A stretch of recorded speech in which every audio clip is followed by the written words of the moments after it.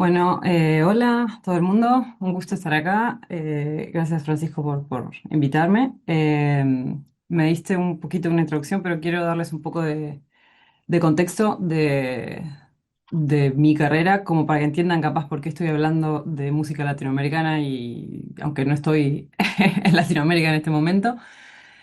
Soy de Uruguay. Hice la carrera de ingeniería eléctrica en Uruguay porque no había ingeniería en sonido, si no hubiera hecho ingeniería en sonido, como ustedes. Pero fue lo más cerca que pude encontrar y mientras estuve haciendo ingeniería eléctrica busqué la manera de hacer cosas relacionadas con sonido y lo que conseguí hacer fue hacer inteligencia artificial aplicado al análisis de música, porque había un profesor en la UDELAR que hacía eso. Y eso me llevó a estudiar afuera.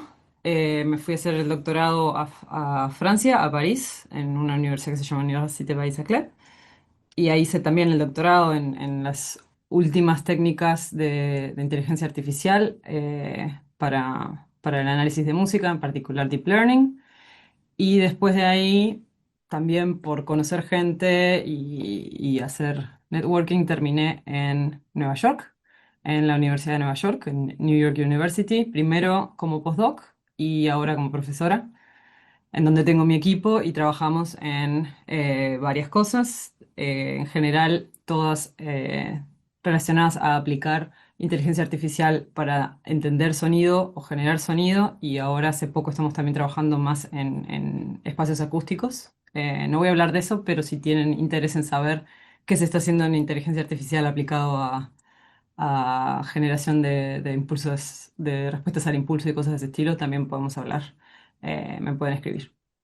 Entonces, ese es un poco mi camino en la academia y en lo que fui haciendo, pero siempre me quedó un interés por trabajar en música latinoamericana, sobre todo después de que tuve una perspectiva diferente de ver qué es lo que está haciendo la mayoría de la gente que va a las conferencias grandes y todo eso. Entonces, un montón de lo que voy a hablar está en el contexto de una conferencia y de una comunidad que se llama ISMIR, que es está en torno a desarrollar métodos computacionales para interactuar, analizar, organizar y todo lo que tiene que ver con tecnología y música. Es la conferencia principal para inteligencia artificial, IA y música. Y la verdad es que históricamente esta comunidad usaba muchísimo procesamiento de señales, que es muy parecido a lo que se hace en acústica. Y desde hace unos últimos 12 años todo se movió para inteligencia artificial. Entonces los mismos problemas que se resolvían con procesamiento de señales, hoy en día se usa inteligencia artificial porque se ha demostrado que estos modelos funcionan bastante mejor que las técnicas de procesamiento de señales cuando hay suficientes datos para entrenar los modelos, para mostrarles ejemplos de los cuales aprender. Pero es un poco la tendencia del campo de investigación. Entonces, la motivación un poco de esta charla es que el ecosistema de inteligencia artificial en música y sonido en general está creciendo muy, muy rápidamente. Esto es, en esta diapositiva lo que ustedes ven son algunas de las compañías que eran sponsor de la conferencia de Izmir. Y hay cada vez más startups y hay cada vez más de las compañías grandes que se están tirando a hacer inteligencia artificial en sonido. Entonces se está volviendo cada vez más un tema relevante y es relevante en la industria, en la academia y para la gente y los estudiantes para conseguir un trabajo después. Entonces, parte de ese avance es un poco, ¿no? Debatible y hay cuestiones éticas que también podemos discutir.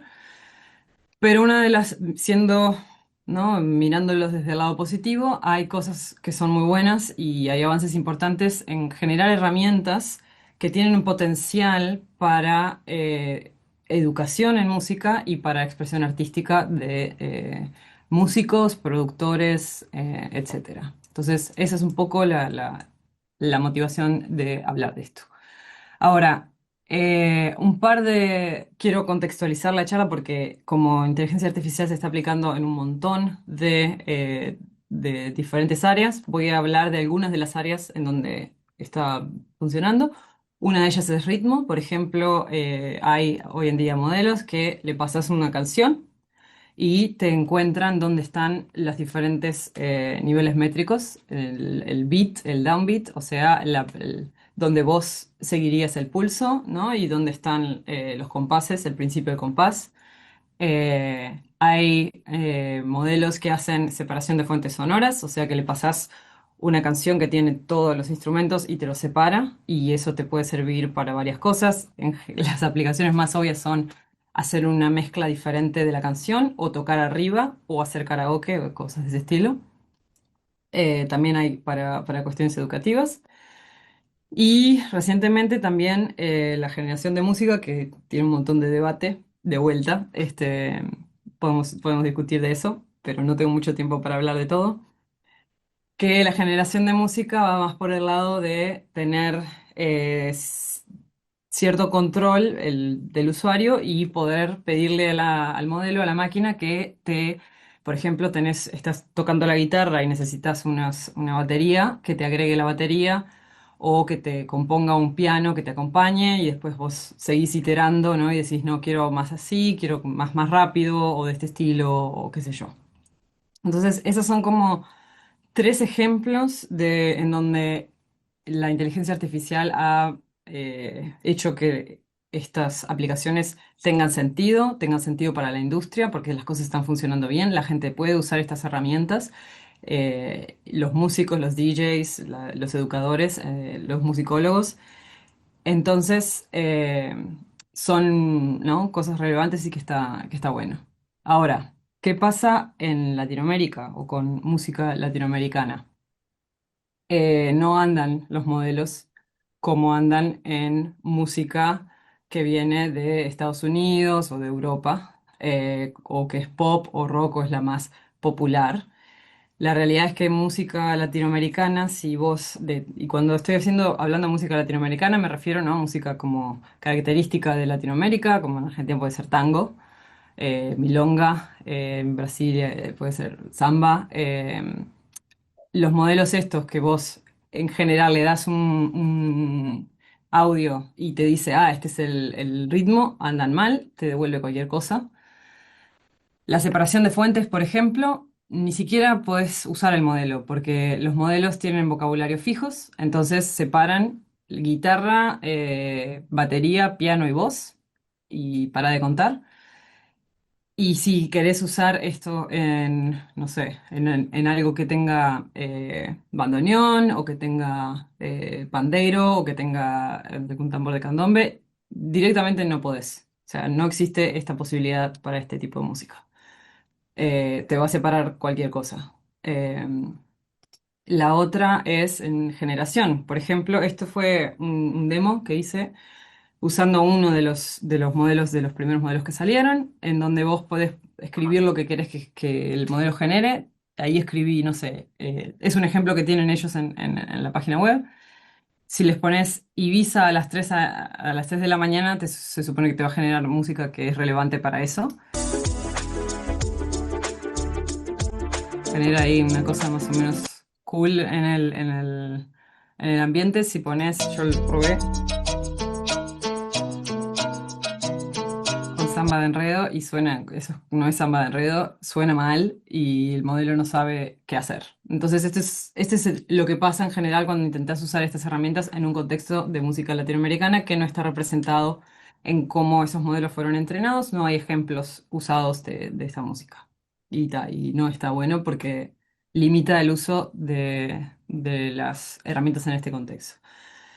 Entonces, ¿por qué me parece importante? Viniendo de Latinoamérica y viendo cómo esas herramientas se están usando en otros contextos, me parece que es importante por dos cosas, o sea, a corto plazo y a largo plazo, por diferentes motivos.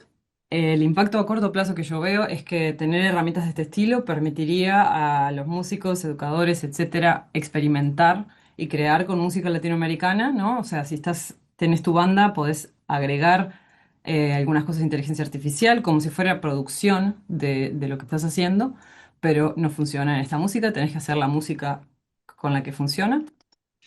Y más a largo plazo me parece importante porque Permite la participación de la comunidad latinoamericana, ¿no? De investigadores, ingenieros, desarrolladores latinoamericanos, de crear herramientas que reflejen la identidad cultural de donde creciste. Que no tiene necesariamente, puedes también estar interesado en otras músicas, pero si estás interesado en la música de tu región, me parece importante participar de esa conversación. Es análogo a lo que sucede, por ejemplo, con algunos idiomas ¿no? En los modelos que usan habla, ¿no? Que reconocen habla, funcionan muy bien con inglés y con algunos acentos en español, de repente no andan tan bien en el acento rioplatense, por ejemplo. Es un poco la misma cosa, es como vos estás expuesto siendo latinoamericano, un montón de cosas que te ponen en una posición única a poder desarrollar estas herramientas que reflejan tu identidad. Pero además, desde el punto de vista técnico, también porque he trabajado en esto por algunos años ya, la música latinoamericana tiene desafíos que son interesantes desde el punto de vista técnico también. Y por eso, para tratar de explicarles un poco, voy a tocar algunos ejemplos de cuatro ejemplos de música, en los cuales primero vamos a escuchar y después les voy a decir las cosas que serían difíciles para las máquinas y para los modelos de hoy en día. Vamos a empezar con Brazilian, o sea, samba de Brasil.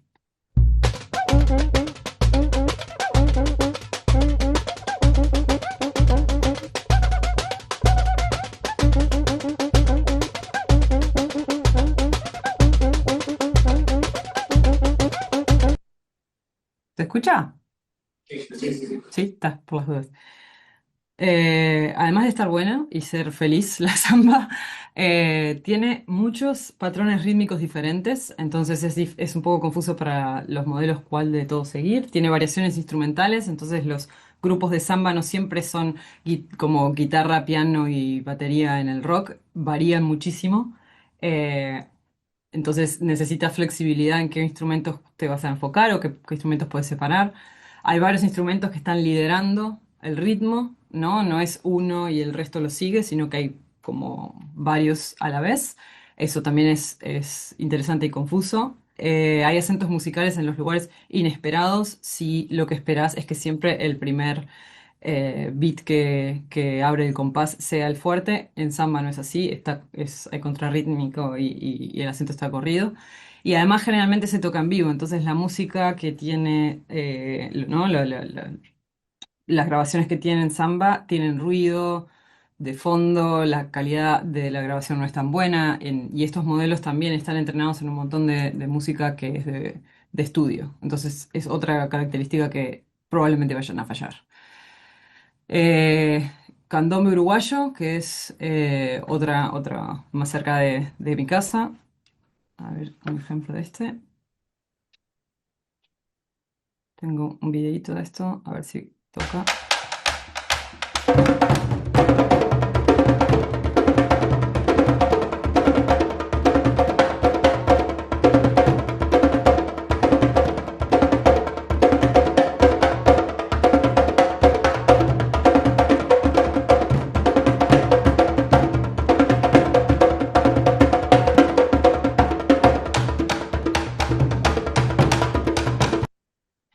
Muchas veces cuando muestro este ejemplo, incluso en conferencias como ISMIR, nadie sabe dónde está el beat y o está siguiendo el beat incorrecto.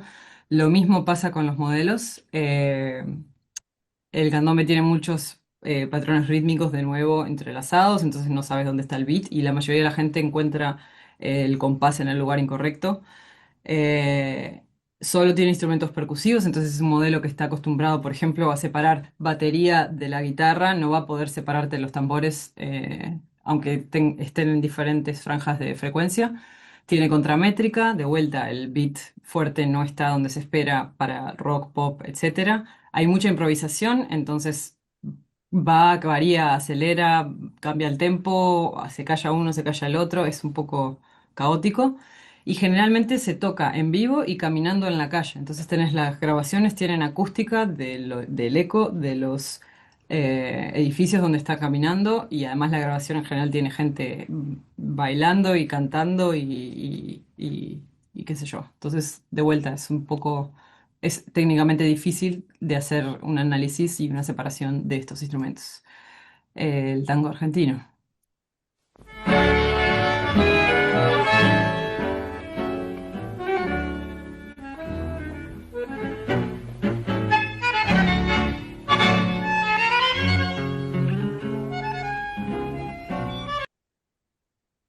Este lo conocen bien.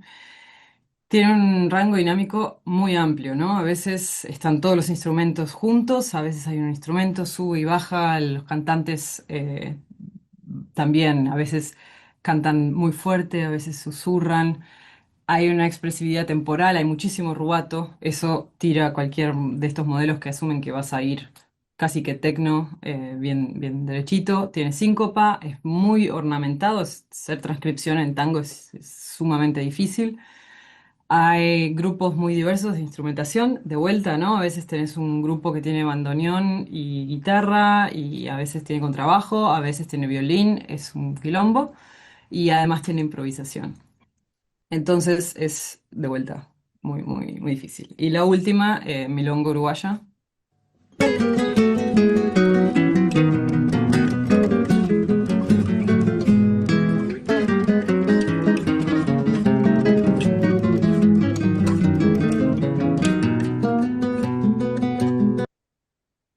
Entonces, además de tener cosas como el tango de expresividad temporal y cambios en la dinámica, las guitarras están todas intercaladas en las melodías. Entonces, de vuelta, imagínate cuando ustedes tienen que prestar atención y decir, ah, esto es lo que está tocando esta guitarra. Y es difícil teniendo un contexto de repente musical o cultural para un modelo que nunca vio esto, es imposible. Va a separar todas las guitarras juntas, no va a poder decir cuál viene de qué y no va a poder entender dónde está la pulsación porque las guitarras están variando. Y también hay interacciones con la guitarra y voz, hay cambios de mayor a menor en la misma tonalidad, en fin, es todos estos géneros musicales que son ejemplos, hay muchísimos más en Latinoamérica, pero no me da el tiempo de hablar de todos, tienen un montón de características que, por un lado, hacen que estos modelos de inteligencia artificial no funcionen y por otro son interesantes y no son triviales de poder diseñar modelos que funcionen en esto. Ahora, de todos estos desafíos, el principal o el que es el mayor en este momento para el desarrollo de inteligencia artificial en música latinoamericana es conseguir datos. No hay datos de esto. Y cuando digo no hay datos, es no hay datasets en general para entrenar modelos, para mostrar ejemplos. En general, conseguir datasets de música es muy difícil porque hay cuestiones de derecho de autor, ¿no? Que no podés simplemente poner música ahí y la gente se la descarga de YouTube. Pero incluso creo que la razón principal por la cual no hay datos es por un tema de recursos. Es difícil conseguir plata para hacer grabaciones para poder hacer esto al nivel que se necesita para hacer en inteligencia artificial. Pero sería o sea, conseguir datos de cualquiera de estos géneros y hacer grabaciones en cualquiera de estos ámbitos sería súper valioso para investigación en inteligencia artificial y sería una tesis en este aspecto súper valiosa para la comunidad. Entonces, pensando como en todo este contexto, algunas ideas para mejorar la presencia de música latinoamericana en este ecosistema de inteligencia artificial y ideas de cosas que se pueden hacer estudiantes y en colaboración con investigadores. Un poco lo que yo me imagino que puede ser el camino más corto para tener estas herramientas tiene tres partes. Una es curar los datos, o sea, tener algunas grabaciones que se puedan compartir, que no tengan problemas de derecho de autor, que estén más o menos en una calidad más o menos decente y que sean numerosas, suficientes como para entrenar un modelo. La siguiente es investigar en técnicas de entrenar modelos, pero que se entrenen con pocos datos. Existen estas técnicas en muchos contextos. Voy a hablar de algún trabajo que hicimos nosotros para poder hacer esto, pero la idea es, ya que estás en un ambiente donde es muy difícil conseguir estos datos, y además es muy difícil conseguir datos en donde después tenés que explicar qué está pasando en los datos para que el modelo pueda entender. Bueno, vamos a tratar de hacer que el modelo por lo menos esté diseñado para aprender con pocos ejemplos. Y en ese mismo espíritu existen técnicas en las cuales los modelos hacen una especie de autosupervisión en donde no se les da ejemplos en donde decís, mira, acá es donde está la pulsación, esto es lo que tenés que encontrar, sino que les das ejemplos y les pedís que resuelvan otros problemas relacionados con los datos, como por ejemplo, predecime qué va a venir después de esto, le escondes un pedazo de la canción y le decís, trata de averiguar qué viene después. Y para tratar de resolver cosas de ese estilo, que son problemas algorítmicos que vos generás, el modelo consigue aprender y resolver otras técnicas. Voy a intentar hablar un poquito más claro de esto, pero como que en este ecosistema y sobre todo con la parte de modelación, de modelado, perdón, voy a hablar de algunos trabajos que la mayoría son de estudiantes latinoamericanos que trabajamos en colaboración en alguno de estos proyectos. El primero es de Giovanna, que lo presentó en una conferencia que se llama ICASP, que es de Signal Processing Machine Learning en audio en general. Y lo que Giovanna estaba mirando era el problema este de autosupervisión de los datos y de entrenar con modelos que ven muchos datos, pero esos datos no están anotados. Y para darles un poquito un ejemplo de cómo funciona esta autosupervisión, imagínense que ustedes quieren entrenar un modelo que entienda, esto es una guitarra y así es como suena una guitarra. La manera clásica de hacerlo es que ustedes van a salir, conseguir un montón de datos de grabaciones con guitarra y videos de guitarra. Y van a ir video por video y van a decir, acá esto es una guitarra, acá este es el sonido de una guitarra. Entonces, eso es un montón de horas de una persona yendo y escuchando los datos y mirando los datos y anotando los datos. Lo mismo con cada instrumento que ustedes quieren que reconozca. Entonces tenés que conseguir grabaciones de batería y ¿no? que tienen la imagen, ¿no? La batería y la grabación y ahí le das, esto es como se ve una batería y esto es como suena. Ahora, en autosupervisión, en vez de hacer eso, lo que se hace es, se consiguen videos, por ejemplo, de YouTube o de una base de datos en donde no sabes que hay, vos solo sabés que hay videos de grabaciones de instrumentos. Pero no sabes si es guitarra, no sabes si es batería, no tenés idea qué hay.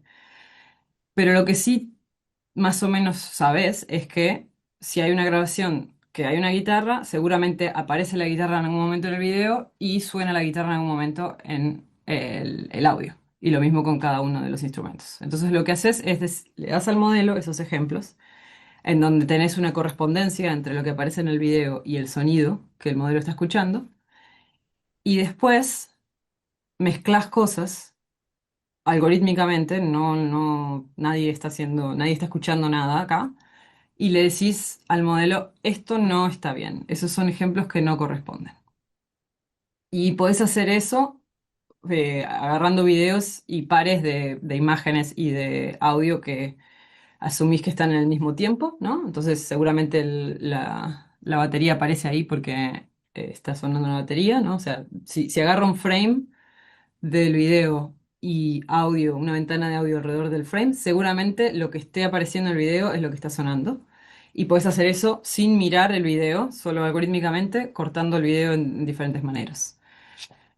Y también podés mezclar videos, el audio de un video y la imagen del otro, con cosas que no corresponden. También, de vuelta, sin mirar, lo haces todo algorítmico, pero es razonable asumir que van a tener imágenes y audio que no corresponden. Entonces, de alguna manera lo que estás haciendo es generar anotaciones que no son producidas por una persona.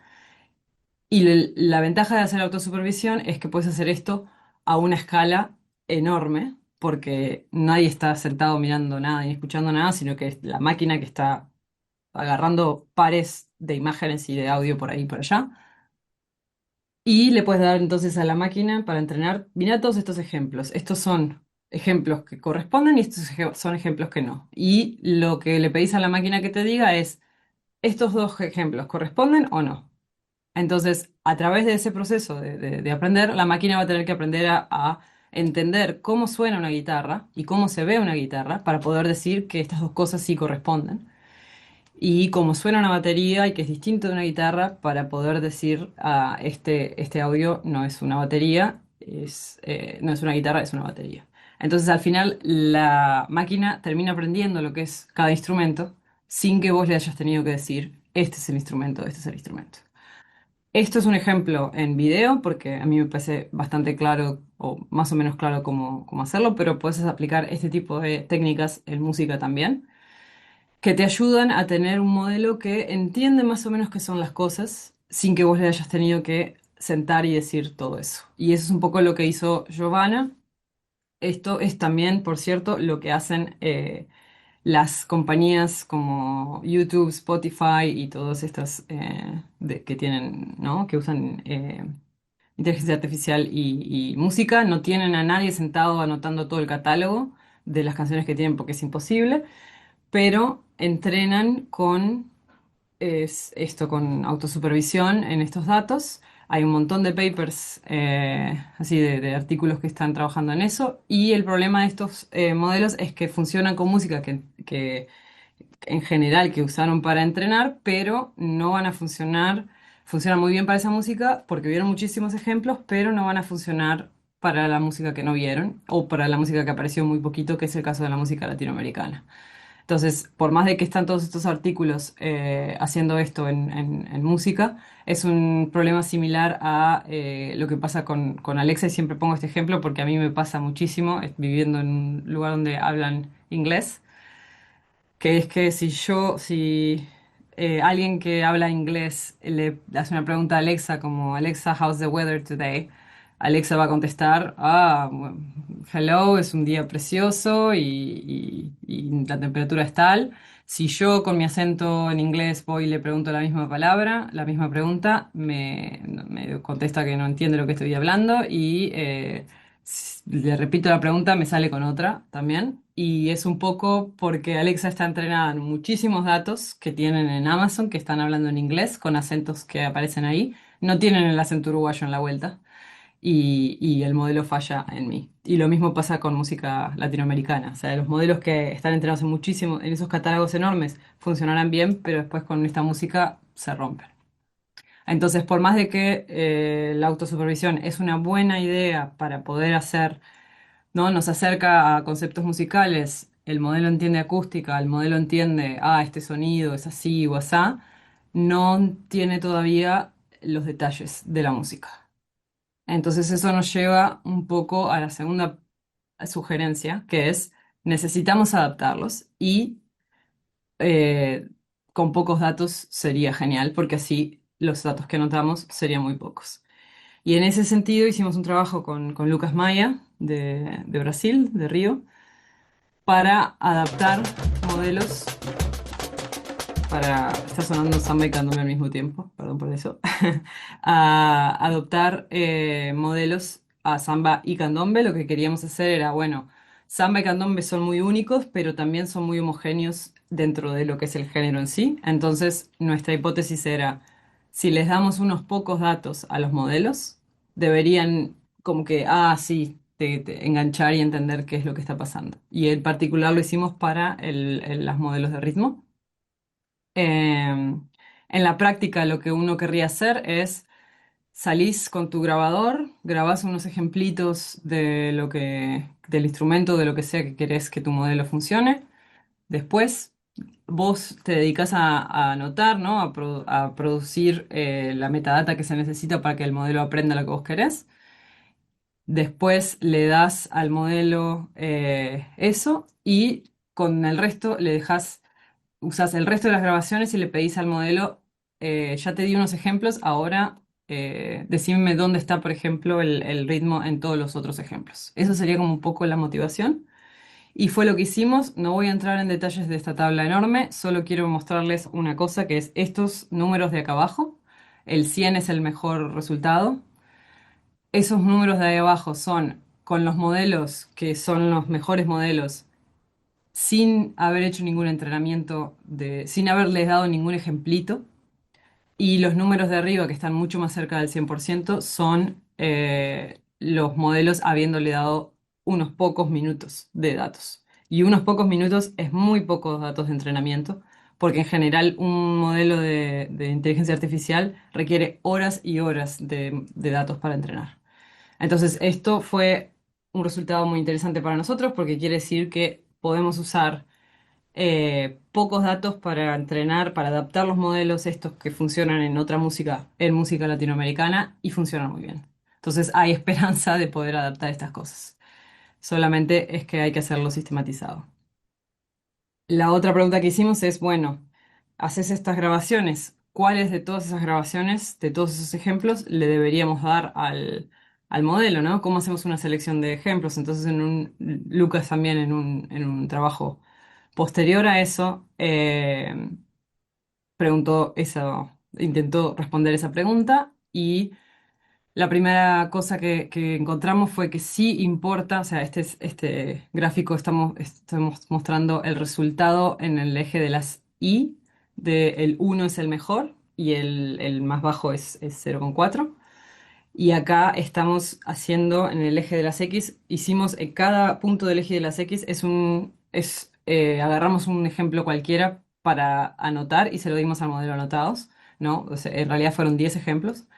Entonces, la pregunta que estamos tratando de contestar acá es, ¿le podemos dar cualquier 10 ejemplos al modelo y el modelo va a aprender? ¿O importa cuáles ejemplos le damos para que aprenda a clasificar esta música? Y lo que vimos es que sí importa. Hay algunos, esto lo hicimos de manera random y todos los ejemplos, eh, algunos de los ejemplos eran más valiosos que otros porque tenés una curva que no es, si fuera todo lo mismo, sería plana y no es plano. Hay algunas selecciones que son mejores que otras cuando lo haces de manera random.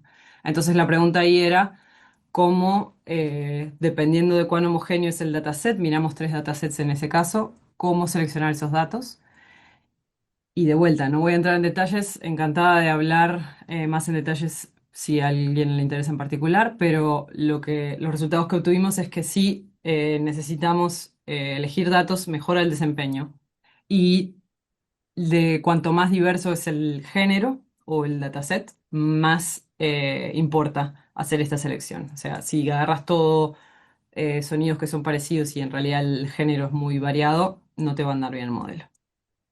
Entonces, hay un montón de cosas en esos estilos que son importantes. Estamos ahora trabajando en cosas en separación de fuentes. En particular, hicimos también separación de instrumentos brasileños. Acá fue una colaboración entre Richa y Giovanna, que son mis estudiantes.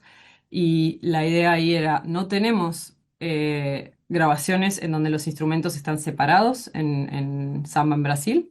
Las grabaciones están todos juntos o son grabaciones de los instrumentos por separado, pero que no están tocando juntos. Entonces, en realidad, no se están siguiendo ni nada. Lo que hicimos fue, bueno, esos que están separados los mezclamos artificialmente y usamos eso para entrenar el modelo como si fueran mezclas de verdad. Y usamos eso para intentar separar uno de los instrumentos. Este es un ejemplo de las mezclas.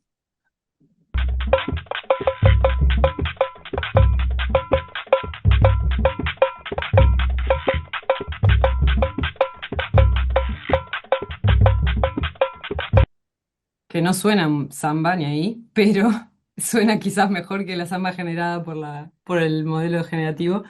Pero el punto nuestro era, bueno, podemos hacer, aunque no suene exactamente como samba, son los instrumentos de samba y están tocando samba cada uno por separado. Si los mezclamos, podemos usar esto para separar y este es un poco el resultado artificial. Todavía estamos haciendo cosas en este espacio,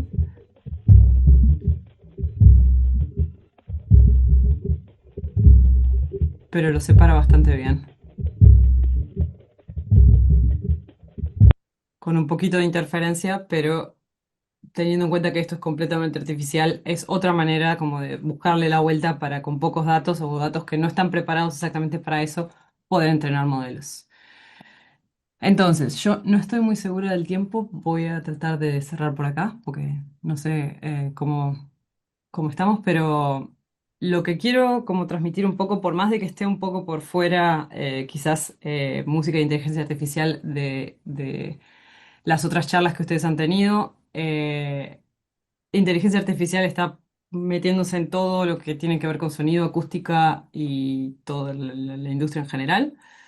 Hay muchísimas oportunidades en la aplicación de inteligencia artificial en la música latinoamericana o en problemas que son ¿no?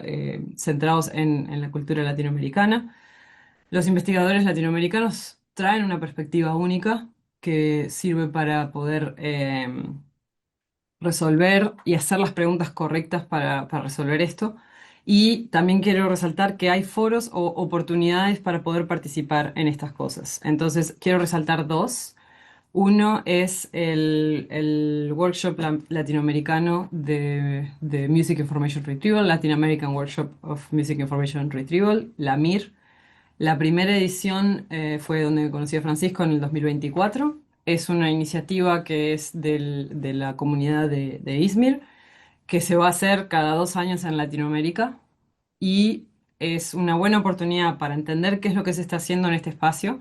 Hay becas para estudiantes para ir y atender, para poder ver, presentar y ir al workshop. Hay proceedings, o sea, ustedes pueden mandar un paper que sea en el espacio este de música latinoamericana. No tiene que ser música latinoamericana, pero si es de música latinoamericana también. Y hay revisores, es una publicación indexada. Y el año que viene va a pasar de vuelta, en el 2026, en Minas Gerais, en Brasil, en otra universidad, en otra parte de Brasil. Así que nada, voy a estar mandándole a Francisco y a otra gente la información sobre esto, pero les recomiendo que si hay algo de esto que les interesa o les interesa meterse en inteligencia artificial y en cosas de ese estilo, esta es una oportunidad para hacerlo, así que nos pueden contactar o pueden contactar a la comunidad de la MIR también. Y después hay otra cosa que les quería llamar la atención, que es de vuelta. Esto es más general, no es de música, sino que es de audio en general y procesamiento de señales. Existe un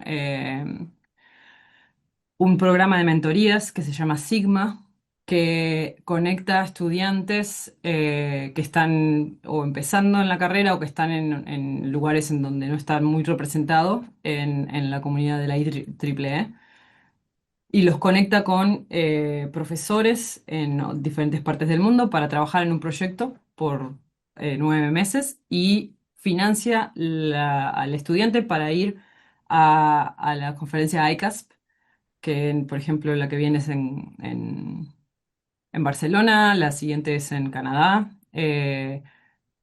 Y está, pues, digamos, todo pago y aunque no, la idea es mandar un paper para ahí con la persona con la que trabajan, pero si no se acepta el paper, inclusive el estudiante recibe el financiamiento para ir.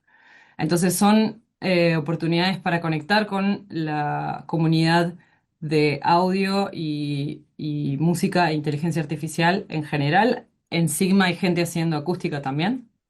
Entonces, quería comentarles y si tienen algunas preguntas también puedo contestar de esto, porque si les interesa la conversación hay mecanismos para meterse. Y bueno, eso es un poco lo que les venía a contar. Excelente, Amanda. Muchísimas gracias. ¿Alguna pregunta por parte del público? Buenas. Buenas. Quería preguntar respecto, cuando hablabas de, entiendo que los modelos de inteligencia artificial están principalmente eh, entrenados con música angloparlante. Teniendo eso en cuenta y eh, intentando resolver o haciendo preguntas de cómo resolver, por ejemplo, la dinámica de improvisación que tiene la música latinoamericana. ¿No se podría, buscando la similitud, como por ejemplo en el jazz, que tiene también muchas dinámicas y que me imagino, o sea, yo pienso en música generada por inteligencia artificial de jazz, suele haber, o sea, los resultados, el producto final suele estar más o menos coherente y suele ser satisfactorio. ¿No se podría hacer vinculaciones de che, en esta dinámica, aprender de la dinámica de acá y extraer unos datos o hacer como esas tipo buscar, ok, eso, entender las dinámicas de la música latinoamericana y cómo se reproduce y cómo puedo encontrarla en otros espacios. Ok, no tengo música latinoamericana, pero sí tengo eso, por ejemplo. Sí. Está muy interesante tu sugerencia y sí, en realidad se hacen cosas de ese estilo. No he visto con jazz en general, es una buena sugerencia por el tema de la improvisación. Entonces, lo que vos estás comentando en el campo de inteligencia artificial se llama transfer learning, que es transferencia de como conocimiento, que consiste en como buscar, no tengo datos, por ejemplo, de tango, pero tengo un montón de datos de jazz. Entonces voy a entrenar mi modelo en jazz y voy a esperar que aprenda ciertas características y después capaz que lo entreno con un poquito de música de tango y espero que con eso alcance. Y la verdad es que sí, eh, se ha demostrado que haciendo cosas de ese estilo es mejor. Lo que tenés es que para hacer transferencia de conocimiento por ejemplo, de jazz a tango o de cualquier género a tango, tenés dos problemas. Uno es la dinámica de la música en sí, ¿no? Que hay como, por ejemplo, música clásica sería otro interesante por las dinámicas, ¿no? El rango dinámico. Entonces, ahí estarías transfiriendo la dinámica, pero lo que no estás transfiriendo es el timbre. Entonces, también podrías hacerte la pregunta de, bueno, capaz que agarro otra música que tenga tímbricamente similitud con tango, o me hago un cóctel de datasets y me agarro unos que tengan improvisación, otros que tengan tango. Eso no lo vi hacer, es una buena cosa para probar. Y, perdón, con segunda Ujú. pregunta que tengo, Sí, bien es esto de la falta de datos, sí, de datos de calidad y con los canales separados, ¿verdad? ujú. No sé si, y de nuevo, esto es sobre todo de la ignorancia la pregunta, no sé si la posibilidad de buscar los estudios de música, los pequeños estudios de música, porque me imagino que es una cuestión de costos, de bueno, no le voy a ir a buscar la biblioteca de una multinacional porque tiene otros costos, pero los pequeños estudios de música, que pienso un montón, que suelen tener estos registros o estos catálogos y también de esa forma hacer un ida y vuelta de, como, me pongo a mí como investigadora, me va a mejorar en el presupuesto y voy a poder tener cosas de calidad, un presupuesto lógico para esto. Y después también a esos pequeños estudios los ayudo económicamente, los meto. No sé si eso sucede, si es que no sucede, y porque no sé si tenés información también, ¿no? Sí. No sucede por varias razones, pero sí podría suceder. O sea, lo que pasa ahora, por ejemplo, vamos a seguir hablando con tango o cosas de ese estilo, ¿no? O sea, tango o candombe. Podrías intentar conseguir, por ejemplo, artistas que te dicen, sí, usa, no sé, tenemos esta grabación, usala para investigación y la puedes abrir y no se molestan, etcétera. Lo que pasa que para poder conseguir a esos artistas o esos estudios, necesitas estar ahí o necesitas contactos o necesitas como que moverte en el ámbito y para eso en parte necesitas estar en Argentina y necesitas como ponerte a hacer un estudio en Argentina. Entonces a mí lo que me ha pasado un poco es, sí, ¿por qué hay estudios, 800.000 estudios en pop, rock y en música clásica? Porque los laboratorios que financian esos estudios y que tienen plata están en Europa, están en Estados Unidos y atraen mucha gente que está basada en esos países también. Entonces, es como que hay un sesgo por todos lados de ese estilo. Entonces, lo que me parece que pasa un poco es grupos en Argentina que estén haciendo esto particular, que sería buenísimo hacer. Sí, Estudios, dime. yo estudio música, perdón, yo hice, trabajar con los estudios de música, los pequeños estudios de música que graben, era Sí, eso. sí, sí. Ah, Sí, ok. sí, sí. Sí, lo que pasa es que, o sea, vos sabés de eso porque estuviste ahí. O sea, lo que quiero decir es si alguien es un poco dónde están los, entre comillas, o dónde están históricamente los recursos, es que están en estos laboratorios y estos laboratorios investigan en la música que es familiar para ellos.